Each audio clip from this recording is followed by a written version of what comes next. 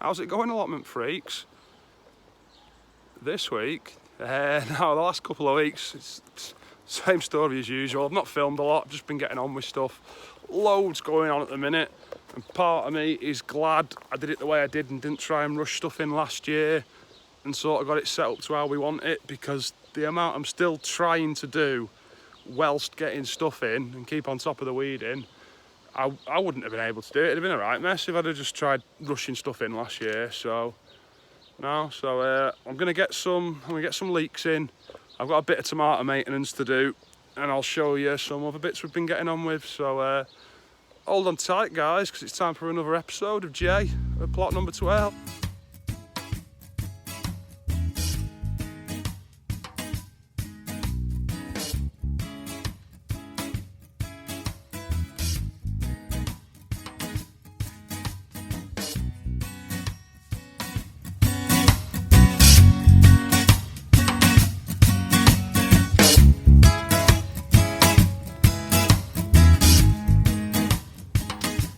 So as you can see with that one there, and there's a few smaller ones on there, and well, to be fair, most of the pepper plants, there's a bit of an aphid problem.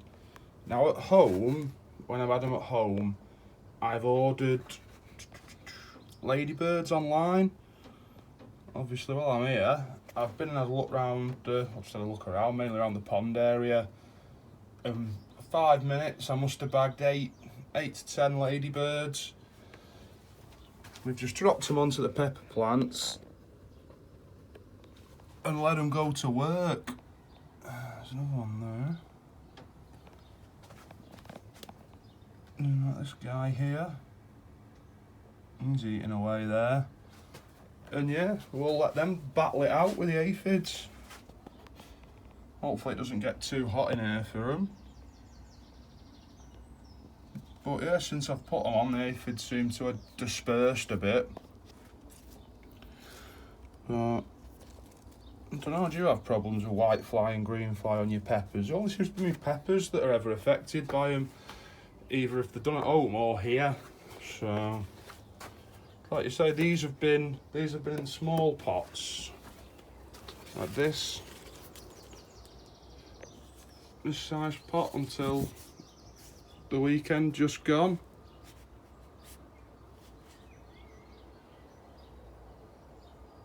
And I can't see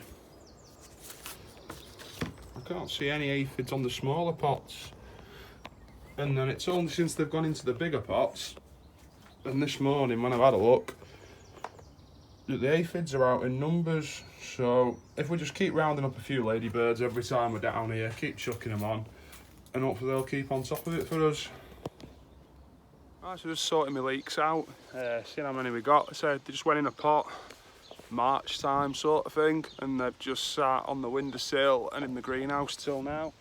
And I've just gone through them, and I've got 56. Some are a bit thicker than a pencil, some are a little thinner. So we'll go make some holes and they can go in them.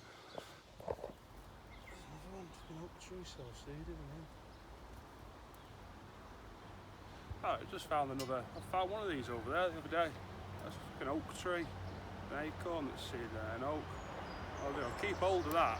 We might try and do a bonsai with it. So anyway, back to the leeks.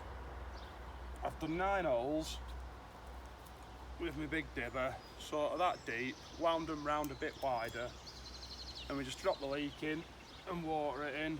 So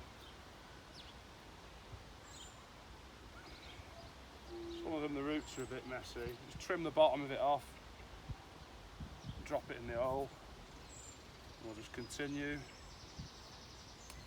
until every hole's full. Like you say, some are a little bit smaller than others, but they'll soon catch up, I'm sure.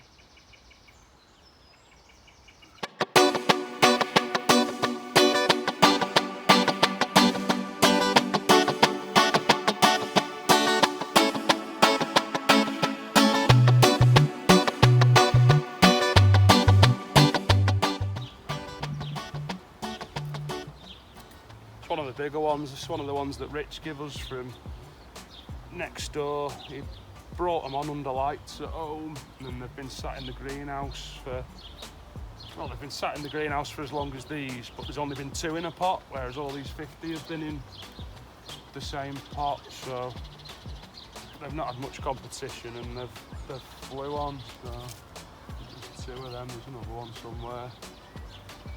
Must have already put it in.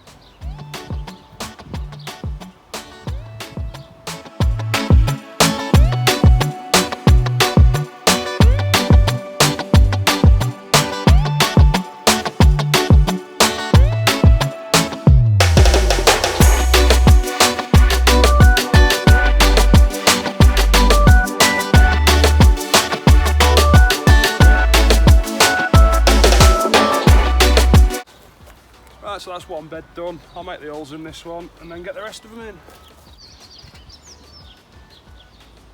I'm just using a bit of aluminium as a bit of a guide to keep a straight line. Not that it makes any difference at all if it's straight or wonky. 1,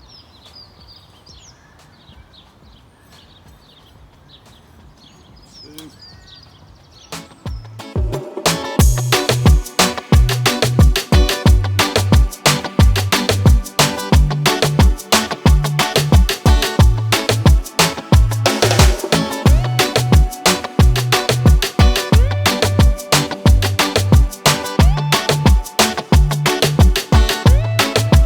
That's my 9 holes, and I just fill them back in again.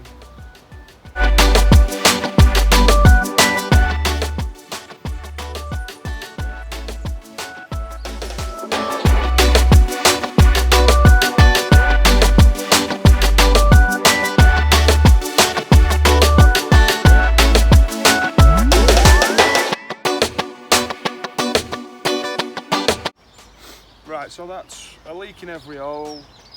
3 rows of 9 in each bed. There's about 50 there. Spot on. I'm not going to fill the holes back in just by pushing soil to them. We'll just give each hole, we'll fill each hole up with water and the soil will fill in. It should fill in loose and it'll allow the leeks to fatten out in the holes.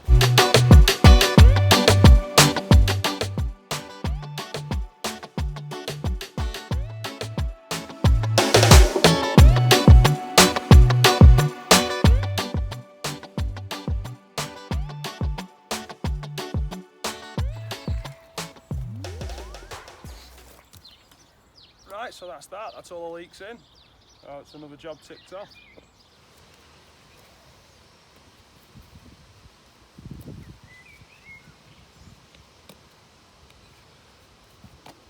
Whoever invented mare's tail, could you just piss off, please? It's getting really tedious now, pulling mare's tail. Sometimes I'll go in it with a hoe, other times I'll just see as much as we can pull out, but either way it comes back and it keeps coming back. I'm starting to doubt, you know, you read on Facebook and a few people on YouTube and they say, oh, just keep hoeing away at it and in a few years it's not really an issue. I'm really starting to doubt that. Because quick as I pull it out, it's back again. But it is what it is, isn't it? I wasn't pulling mare's tail, I'd only be pulling something else. Just starting to get really fed up with it though.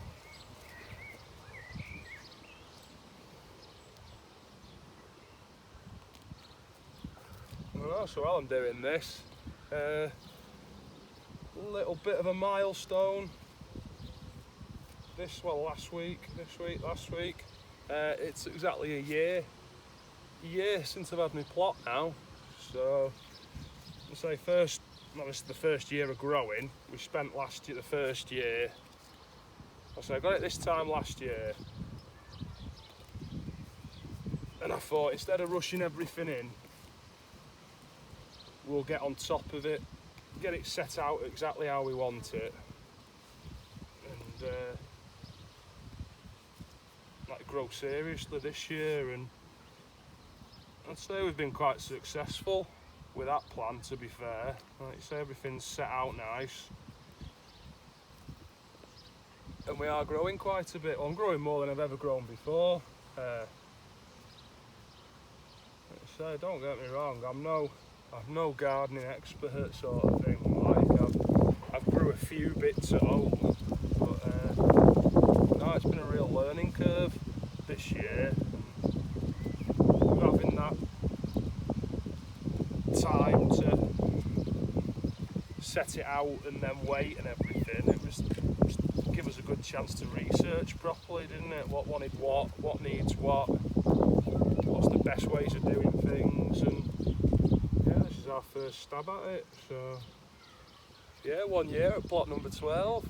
It's absolutely flew. So here's to many more. Hopefully not many more with mare's tail. I think it'll outlive me, this stuff. I think I'll be forever picking it. There's, you know, I wouldn't say everyone keeps on top of the plots on here, but there's one or two. And to be fair, just us all picking at it, we're never going to get on top of it. Just keep going. I'm chuffed with my corn though. Sweet corn's looking brilliant. I sort of held on before I put it out. And I think that extra sort of fortnight, you know, we had a bit of rain, didn't we, a couple of weeks ago? It rained for pretty much 2 weeks straight. And I held on till the rain passed, and that 2 weeks extra it had in the greenhouse done it a world of good, and it's absolutely flying ahead now. Just trying not to disturb the sweet corn too much, pull a good bit of root out of this stuff, but you say sometimes you get a nice length of it, and other times it just snaps off at the top, but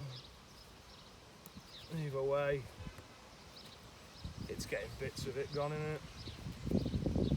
So I don't particularly want to go down the chemical route, and I think going down the chemical route would be a bit of a waste of time.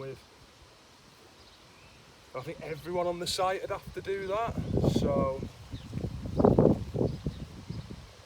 what I can say is there's no seed heads coming up, the weird mushroomy looking, asparagus-y looking types. So that's a good point, I suppose. Whereas along the road on the way in, the other month that was full of seed heads.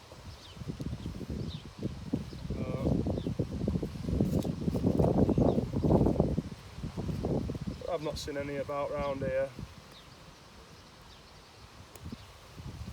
So whether these are just like feelers that it's putting up, or we're alright there, we'll send the seed head up in a bit, I don't know if that's how it works or not, but keep on top of it, keep filling buckets up with it. So there we go.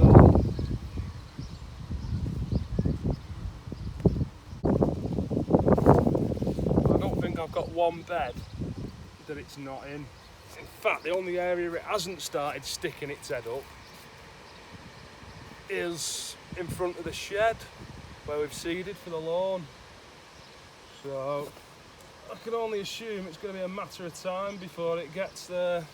But we never know, we might stop it. If we keep clearing it like this, it might stop sticking its head up round here. So I'll just show you what we've done with the tomatoes. I've never really taken tomato growing that seriously in the past. You know, I've put them in, pulled a few of the suckers off them and just left them, and I've ended up with like 80% bush and leaves and 20% small tomatoes. You still get tomatoes, don't you? But Rich next door, I had serious tomato envy last year. We've seen some of the ones he grew. So I've listened to him. They were belting. From what I could see of other people on here, Rich's were 10 times better than anyone else's. So what he said he does, so he grows them up strings like this, and then anything, he said follow the stalk up till you find the first truss, which, you know, out the way. is that one there with the flowers and the 2 little tomatoes just forming. And he said just cut off anything that's underneath them. And the day I started, when did I do these? About a week ago. I chopped all the bottoms off and it felt brutal. I took a full bucket of cuttings off and got rid of them, and some of them looked in a really sorry state. But 5 days, a week later, they're doing brilliantly. They've all put more height on, the stalks seem to have thickened out a bit, and they've put more fruit trusses out. So yeah, they're doing great. So it's just keeping an eye on them now and taking off any any of the suckers, you know, the little, let's point one out. See there on that one, I don't know if you can see it there. So see there, how the stem, you've got one of these ones that's come out. Now that won't form fruit, but the plant will photosynthesize off them leaves. And then you've got this bit here, that's one of the suckers. We just snap it off. If I really wanted to, you could plant them in the ground and they will root again and you'll get a later crop of tomatoes off them, but I've got more than enough, so wing that outside, we'll get rid of that. I'll just go through these now. I have 10 minutes just doing tomato maintenance. And yeah, but no, I was really impressed actually. Look at this one at the back here, that's got, you see that one there? That's got some decent fruit on it already. There's a few in the corner here, I need to really get into this corner. There's quite a few suckers on them ones. So yeah, I'm going to have 10-15 minutes just going through them. Luckily it's a bit cooler this evening. What are we at now? Well, we're 25 in here. Every other night when I've nipped in, just after work. Sorry, the bloke at the back's trying to get his chickens in and the rooster goes for him. Yeah, sorry, every other night I've come, it's been 35, touching 40 degrees in there. That's with having the door open all day, so it's a little bit cooler in there today. We'll get this done. Right, so we've had a tidy up of them. Gives them a lot more space each, to be fair. There was a few of these first ones where I'd not trimmed. I said I felt like it was being that brutal, taking absolutely everything off up to that first truss. I left a bit, sort of took every other one off. Left it a week and now I've took the rest of them off up to it because they're doing absolutely sound. I've got 4 on the front here, like this one, and then the next 3. There's 4 smaller ones that went in a little bit later. I'm just going to wait till they're a bit more established before I trim absolutely everything off the bottom of them, give the roots chance to get a stronger root system going. But yeah, they won't be far behind. I think I'm going to give them a feed actually. I'll give these a seaweed feed. And yeah, that'll be that. So in front of the shed, there's that sheet down there. It is there for a reason. I've seeded it. There's all grass seed down on there to keep the birds off. And yeah, with it being so hot recently, I think if I'd have done it a couple of weeks ago when it rained pretty much every day for a fortnight, I think if I'd done it then, there wouldn't be as much of an issue, but it's been so hot recently. So 1, that cover, 1, keep the birds off the seed, and 2, hopefully it'll just keep that moisture in a little bit more. It's a fabric one, so I can water through it. I've just been putting the hose on it every couple of mornings, giving it a good soaking. And it seems to be doing well.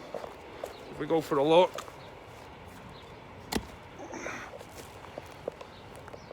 So the soil's quite damp under there, to be fair. The seed's still there, so the birds aren't getting it. And there's loads of little beetles and whatnot going through it, so we'll leave them be. We'll leave that on. I'll just keep checking it regularly. That'll be on for what, another week or 2, and we'll take it off. Hopefully the seed's germinated enough for it to not be an issue for the birds eating it. You can tell how much the birds have eaten it, because along this edge where the cover stops short, that was full of seed and it's all gone. The birds have just ripped through it, so. But we'll get that bit done, and yeah, that's that. I'm starting to get flowers on the peas. One's on the the free ones on the pyramids, teepees, whatever you want to call them. They're the Monge 2, and they've got the little red flowers on.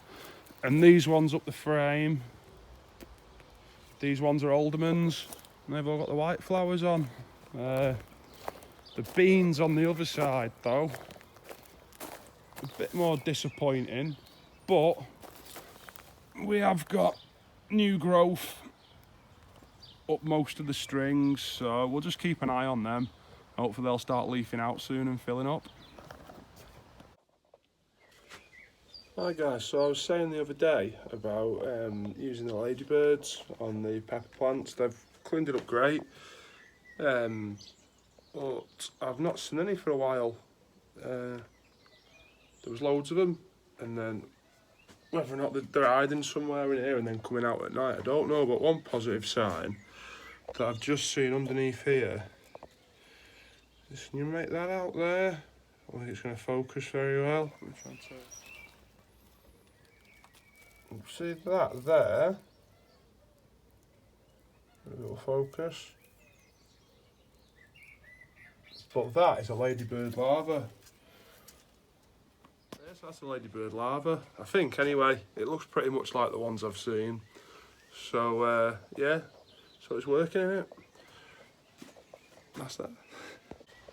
Right, so that's that, guys. Hope you enjoyed it. Yeah, if you got this far, thanks for watching. Don't forget to comment, like, subscribe and all that, and I'll catch you in the next one. See you later.